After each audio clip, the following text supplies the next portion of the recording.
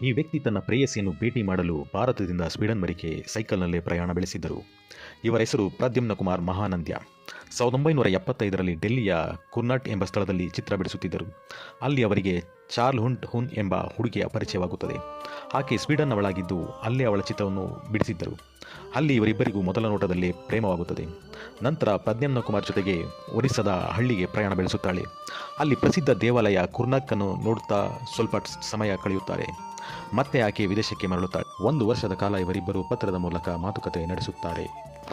ಆದರೆ ಆಕೆಯನ್ನು ಭೇಟಿ ಮಾಡುವ ಆಸೆ ಇದ್ದರೂ ಅಲ್ಲಿಯವರೆಗೂ ಹೋಗುವಷ್ಟು ಹಣ ಮಹಾನಂದಿಯವರ ಬಳಿ ಇರಲಿಲ್ಲ. ಆತ ತನ್ನ ಬಳಿ ಇದ್ದ ವಸ್ತುಗಳನ್ನು ಮಾರಿ ಒಂದು ಸೆಕೆಂಡ್ ಹ್ಯಾಂಡ್ ಸೈಕಲನ್ನು ಖರೀದಿಸುತ್ತಾರೆ.